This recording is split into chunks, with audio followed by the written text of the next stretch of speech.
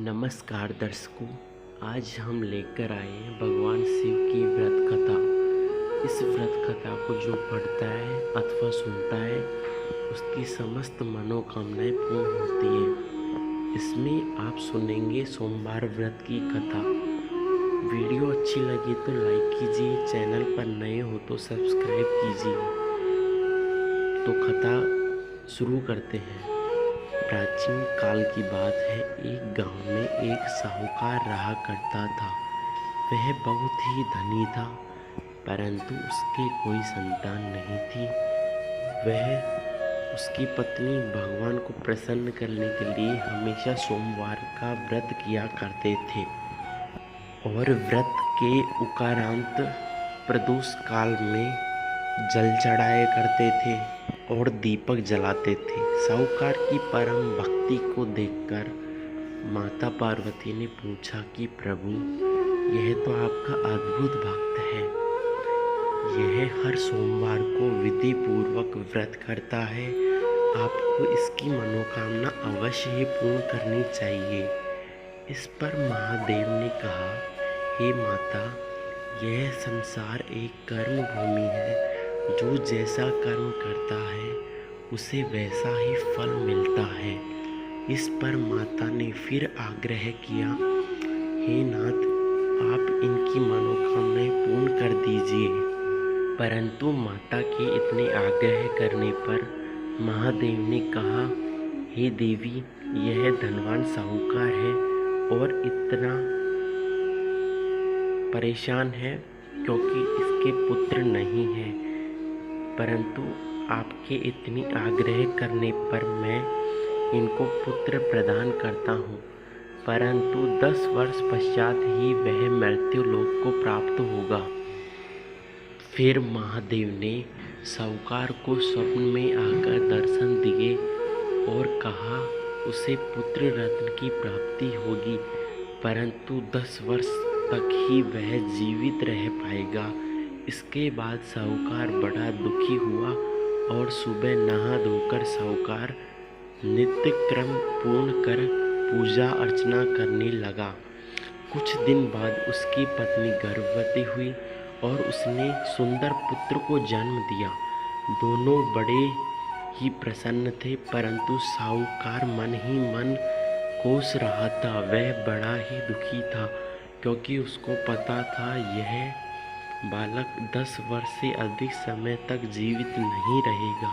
उसने यह बात किसी से नहीं बताई और जब वह 9 वर्ष का हुआ तब साहूकार ने उस बालक को शिक्षा के लिए वाराणसी अपने मामा के साथ भेज दिया।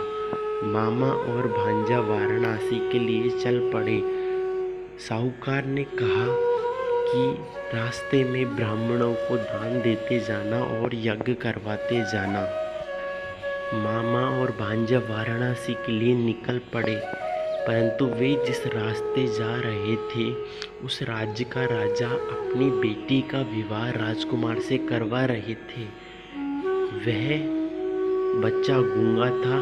उधर दूल्हे का पिता इस बात से चिंतित था कि यही दुल्हन पक्ष को यह बात पता चली तो राजकुमारी विवाह करने से मना कर देगी। इसलिए उन्होंने जब साहूकार के पुत्र को देखा तो उसने सोचा, मैं साहूकार के पुत्र को तोरण के समय इस बालक की जगह बिठा दूंगा।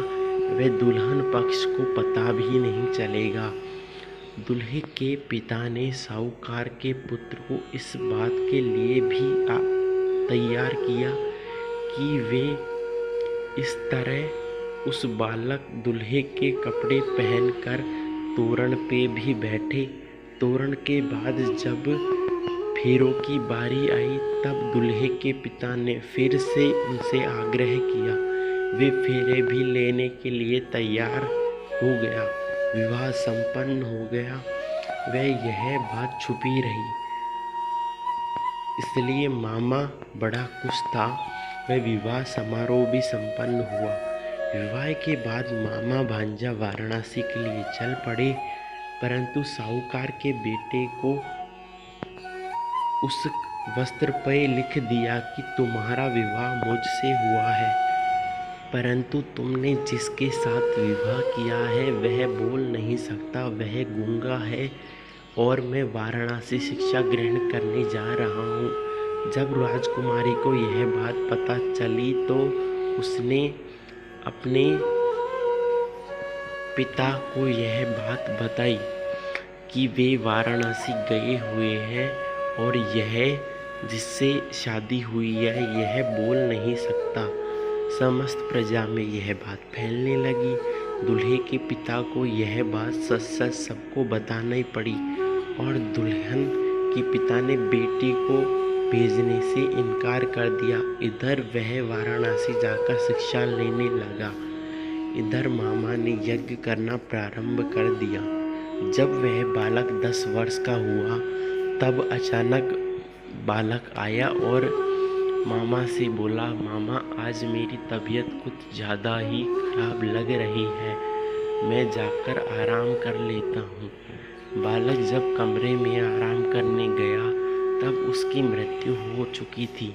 मामा ने यह बात देखी तो उसने यज्ञ करना प्रारंभ कर दिया और रो भी नहीं सका क्योंकि वह यज्ञ कर रहा था। यज्ञ करने के उपरांत मामा उठा, ब्राह्मणों को दान दक्षिणा देकर विदा किया और वहां जाकर बच्चे को इस हालत में देखकर रोने लगा। इधर भगवान शिव और पार्वती उस ही रास्ते से जा रहे थे। तब माता ने किसी के रोने की आवाज़ सुनी तो उन्होंने कहा, हे नाथ, देखते हैं ये किसके रोने की आवाज़ आ रही है और इनका दुख दूर करते हैं। वे मामा के पास गए तो मृत बालक को देखकर हैरान रह गए। यह वही बालक था जिसको भगवान शिव ने अपने आशीर्वाद से जन्म दिया।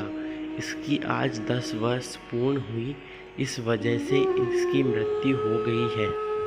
देवी ने उस बालक को देखा तो उन्हें दया आ गई और बोली, हे प्राणनाथ, आप इसे फिर से जीवन दान दे दीजिए, अन्यथा इसके माता पिता जीते जी मर जाएंगे।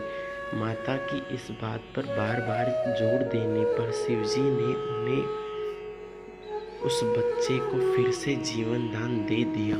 साहूकार का पुत्र जीवित हो गया। मामा और भांजा अपने घर की ओर निकल पड़े। तभी वे वही रास्ते पर होके जा रहे थे जहाँ पर उस बच्चे का विवाह हुआ था। दुल्हन के पिता ने बालक को पहचान लिया और उन्हें महल में लाकर राजा ने समारोह कराया। राजा ने अपनी पुत्री और साहूकार के पुत्र को वहाँ से विदा कर दिया। वह अपने घर पहुँच गया। तब साहूकार और उनकी पत्नी कमरे पर बैठकर ये विलाप कर रहे थे, अगर उनका पुत्र नहीं आया तो वे अपनी जान दे देंगे। तभी बालक के मामा ने आवाज़ दी कि बालक और उसकी पत्नी दोनों वापस आ गए हैं, बालक विवाह कर लौट गया है। इस पर साहूकार और उसकी पत्नी बड़े ही खुश हुए। यह सब साहूकार की अनंत भक्ति का ही परिणाम था, जिससे उसका पुत्र जीवित रहा। इसी प्रकार जो भी भक्त भगवान शिव की पूजा अर्चना वंदना करते हैं उनकी भगवान समस्त मनोकामनाएं पूर्ण करते हैं। जो भी इस व्रत कथा को कहता है, सुनता है अथवा दूसरों को सुनाता है, भगवान उसकी संपूर्ण मनोकामनाएं पूर्ण करते हैं। तो सभी मिलकर बोलिए, ओम नमः शिवाय।